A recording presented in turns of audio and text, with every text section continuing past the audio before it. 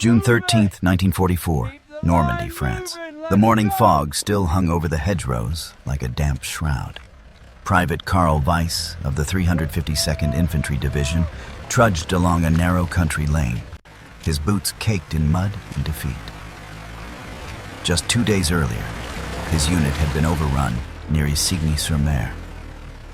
Now, under guard by armed American MPs, he and a dozen other weary Wehrmacht soldiers were being marched toward a makeshift POW camp near Carentan.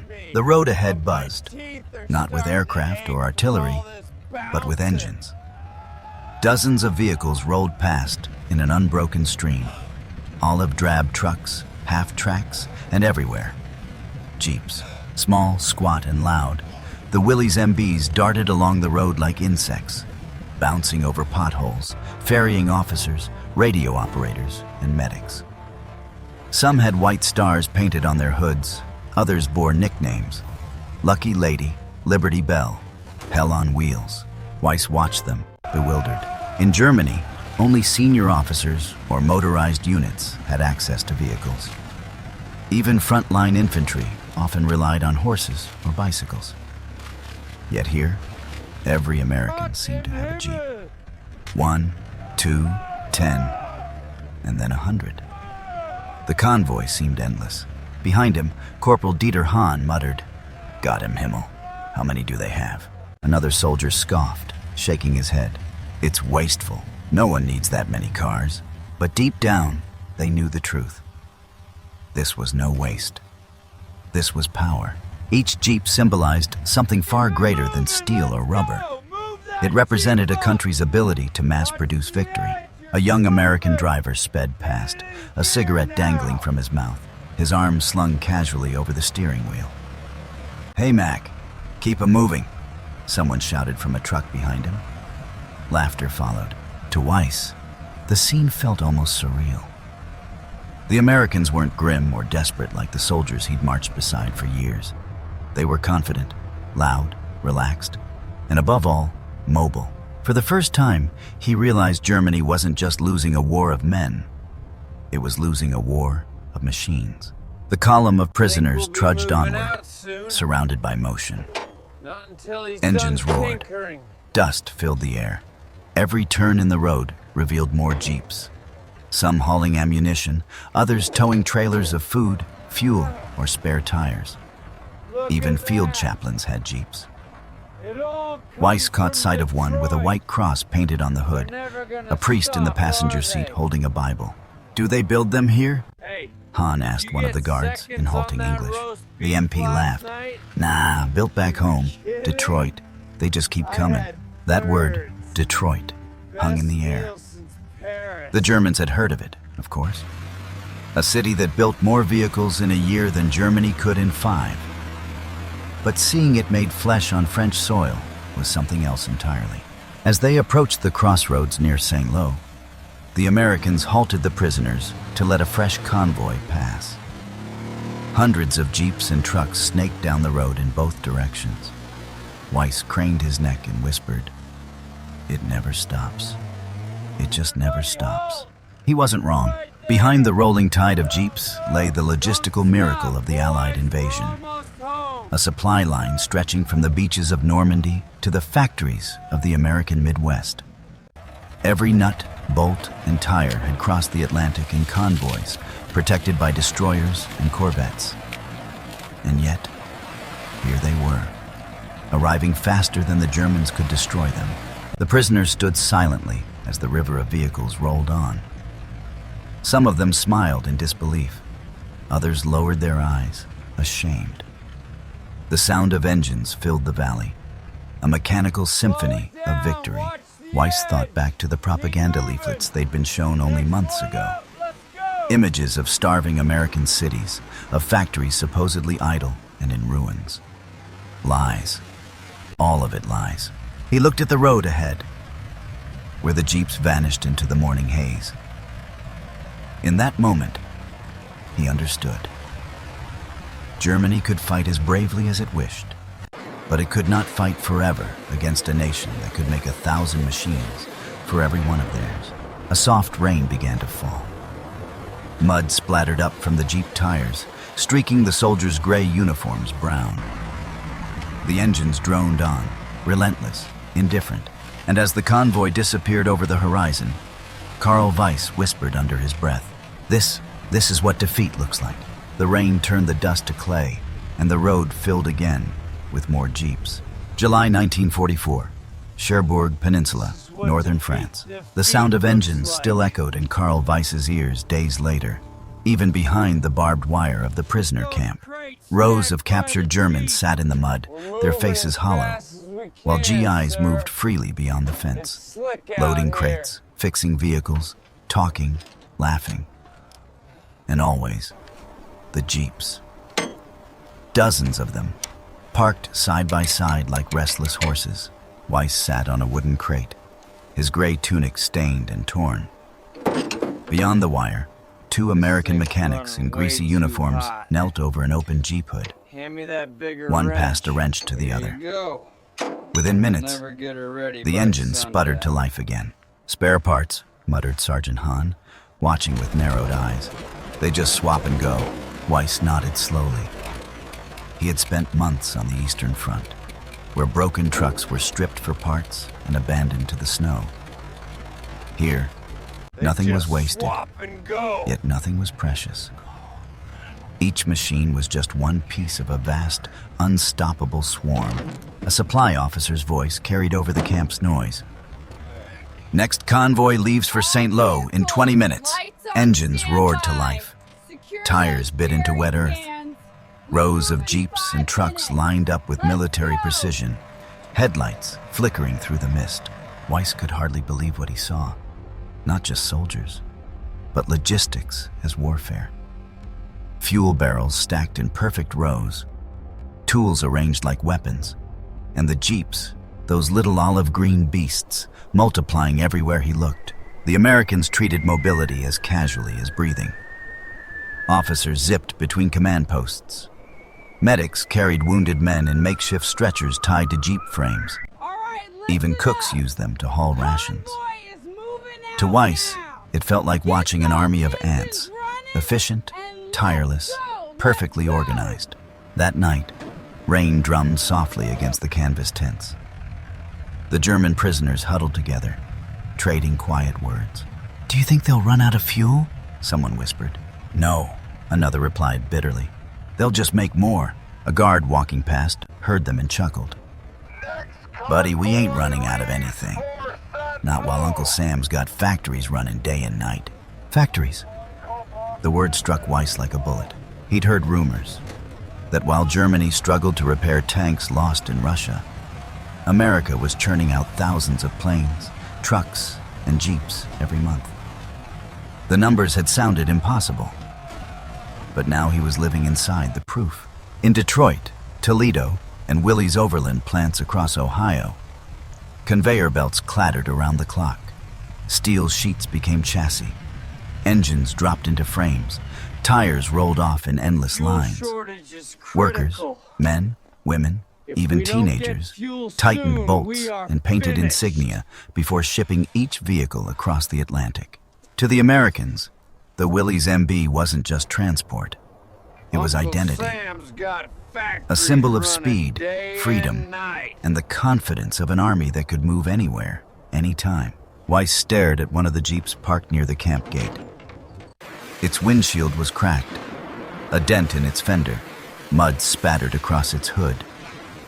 Yet to him, it looked indestructible. "That thing," he murmured to Hahn, "has probably driven through more battles than I have." A young American GI, barely 20, caught their gaze. He grinned and tapped the hood proudly. "Built in Ohio," he said, his accent thick. "Runs better than a clock." The Germans exchanged glances. They didn't answer. The next morning, the prisoners were loaded onto trucks bound for the coast. As their convoy passed through Cherbourg's bombed-out streets, Weiss saw something he would never forget. Jeeps piled on ships, cranes swinging them aboard like toys.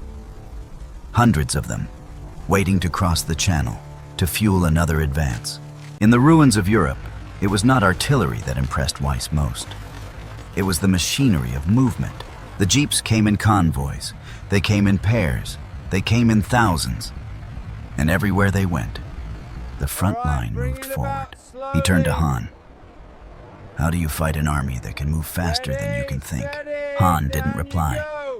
He just stared out the window, where a jeep passed them, the driver waving casually, a white star gleaming on the hood. Weiss felt something inside him sink, a recognition that Germany's fate was sealed not by courage or lack of it, but by something much colder and simpler: production. The Americans didn't win through miracles. They won through making things more, faster, cheaper. And as another endless line of jeeps rolled by, Weiss finally understood what the war truly was: a contest of factories, not fields. When the convoy turned south toward Saint-Lô, Weiss caught one last glimpse of the harbor. Ships loaded with fuel, crates of ammunition, rows of jeeps lined like soldiers awaiting orders. He whispered again, almost to himself, "Even their machines have reinforcements." August 1944, near Le Mans, France. The thunder of artillery had moved east, leaving behind a silence filled with engines. Dust drifted lazily over the French countryside as Allied convoys rolled forward. Hundreds of vehicles, nose to tail, stretching beyond the horizon. Jeeps darted along the column like shepherd dogs, weaving between lumbering trucks and tanks. Inside one of those trucks sat Karl Weiss, still in his faded field gray uniform, still a prisoner. The Americans had moved him and hundreds of others eastward, away from the front. Through the slits in the canvas, he could see them. The ceaseless rhythm of motion, the steady advance of an army that never stopped to rest. It wasn't just soldiers on the move anymore. Engineers, medics, photographers, even chaplains, all rode in jeeps. Some carried antennas for field radios, others crates of rations or maps. They seemed to appear out of nowhere, cutting across muddy fields or weaving through villages with astonishing ease. "Damn, look at them go," muttered Han beside him. "If we had this, we'd be in Moscow." Weiss didn't answer. His gaze followed a jeep that had just pulled up beside a Sherman tank. The driver jumped out, handed a map to the tank commander, then sped off again, a blur of speed and coordination. It was all so fluid, so effortless, that it barely seemed like war. It was organization disguised as chaos. Outside, villagers waved small flags as the American columns rolled through. Children ran beside the jeeps, laughing and pointing. The soldiers tossed them chewing gum and chocolate bars, luxuries Weiss hadn't seen in years. The war that had starved Europe had somehow turned America into a moving marketplace. At a crossroads ahead, the convoy slowed. Dozens of jeeps were parked in rows near a churchyard, each with markings: 4th Armored Division, 79th Infantry, Red Ball Express. Mechanics worked under the hoods, oil glistening on their hands. One soldier leaned against his jeep, playing a harmonica, the soft notes mingling with the rumble of diesel engines. Weiss stared in disbelief. "They bring the whole country with them." Han nodded grimly. "And we brought, what? Orders, flags, and hunger." From a nearby jeep, 2 American officers stepped out, unfolding a large map over the hood. Their voices carried, "We'll push toward Chartres tomorrow. Patton wants armor east by dawn." The jeep's radio crackled, relaying coordinates, fuel requests, and weather reports. A driver scribbled notes on a clipboard. Another soldier tossed empty fuel cans into a pile, already being refilled by another crew. It was a living machine, Weiss realized. Every part, from the driver to the supply clerk, fit perfectly together. The Germans had fought with discipline and bravery, yes, but this was something different. This was industrial harmony made into war. As the convoy started again, Weiss glimpsed the distant glow of Paris on the horizon. Rumors spread through the ranks of prisoners that the French capital was close to liberation. Han snorted softly. The Americans will drive there in a week, he said, and every one of them will arrive in a jeep. They both laughed quietly, though there was no humor in it. The road narrowed as they passed through the battered village of Alençon. Burned-out Panzer wrecks littered the fields, their blackened shells half buried in mud. Amid the ruin, the jeeps maneuvered easily, swerving between craters, climbing over debris, their engines humming like bees. Weiss watched one pull up beside a destroyed Tiger tank. A group of American soldiers jumped out, posing for a photograph. One of them kicked the tank's treads and joked, "Hell, this thing couldn't even catch up to us." Even in defeat, Weiss couldn't help but admire the irony. The Germans had built machines of terror, massive, powerful, and few. The Americans built machines of movement, simple, fast, and countless. By dusk, the sky turned gold. The convoy stopped near a farmhouse to refuel. A jeep with a red cross pulled up, its driver helping unload wounded soldiers. Another jeep arrived moments later, bringing medics and bandages. The speed at which help arrived made Weiss's chest tighten. In his army, men often bled out, waiting for a horse-drawn wagon. He turned away, swallowing hard. The night deepened. Somewhere in the distance, Paris awaited liberation, the final symbol of German retreat. But even here, in the mud and fading light, Weiss felt that the war's outcome was already written, not in the clash of guns, but in the endless rumble of engines. He whispered to himself, "If they have this many jeeps here, how many more are still coming?" A passing American sergeant overheard and grinned. "Plenty, buddy," he said, slapping the hood of his vehicle. "We got more where that came from." As the jeeps rolled off into the darkness, their headlights flickering through the trees, Weiss realized that he wasn't watching soldiers anymore. He was watching an empire on wheels, and it was rolling straight toward victory. September 1944, outside Reims, France. Morning fog clung to the open fields like breath on glass. The hum of engines began long before the sun appeared. A low, mechanical heartbeat that grew louder with every passing minute. From the window of a captured barn, converted into a temporary POW holding area, Karl Weiss watched the convoy form once again. Dozens of jeeps lined the dirt road, headlights cutting through mist. Each bore a different insignia: 101st Airborne, 2nd Armored, 3rd Infantry. But they all looked the same. Squat, efficient, ready to move. Weiss no longer felt shock when he saw them. What he felt now was awe, and a kind of resignation.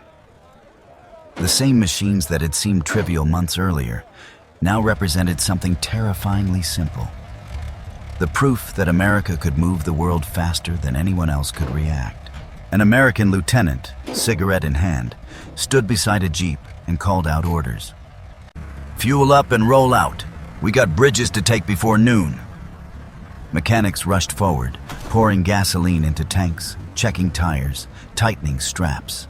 Weiss turned to Han, who sat nearby sharpening a piece of wood into a makeshift spoon. "Do you remember when we thought we could win this war?" Han chuckled bitterly. "I remember when we thought the world still moved by horse."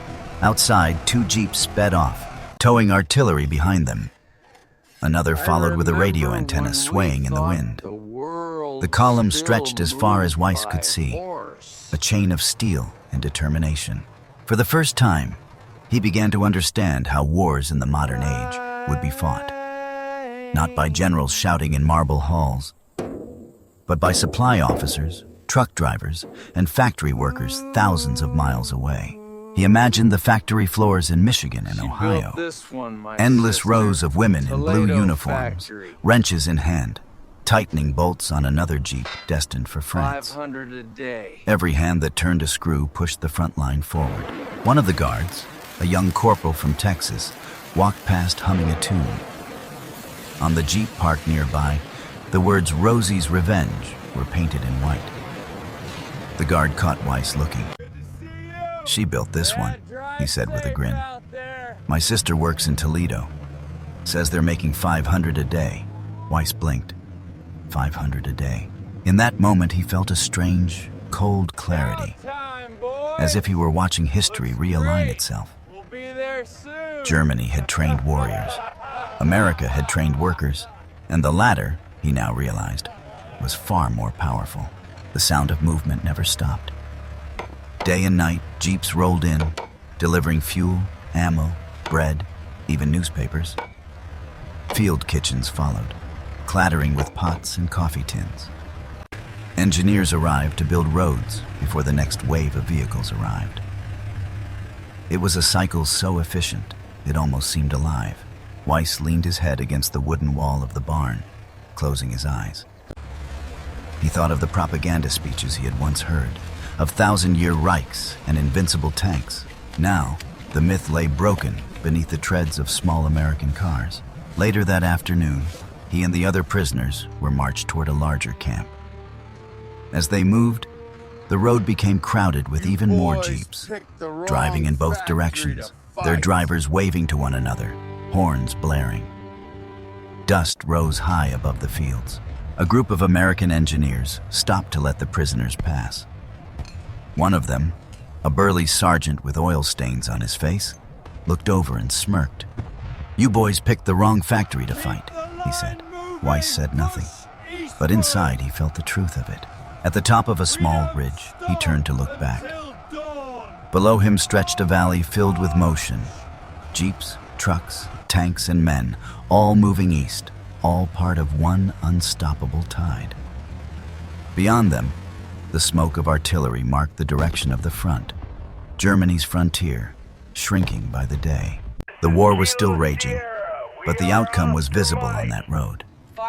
Not in the victories of generals, but in the mechanics who never stopped tightening bolts. In the convoys that never ran dry. In the soldiers who could appear anywhere within hours. The Willys MB Jeep, once just a tool, had become the face of American warfare. Nimble, fast, reliable, and everywhere at once. Weiss took one last look before the guards pushed the prisoners onward. The engines roared behind him, echoing across the valley like thunder rolling toward home. He whispered softly, almost reverently, "Not a tank, not a plane. It was the Jeep that conquered us." And as another convoy passed, stretching endlessly into the distance, he realized that the sound of those small engines would haunt Europe for generations to come.